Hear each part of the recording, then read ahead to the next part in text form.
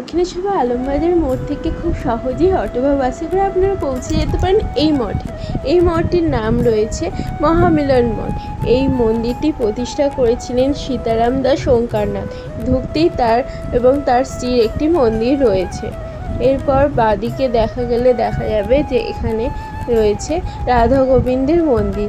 রাধা গোবিন্দেরটি রয়েছে কষ্টি পাথরের তৈরি এবং তার ডান ও বাম পাশে রয়েছে রাধার অষ্টসখী।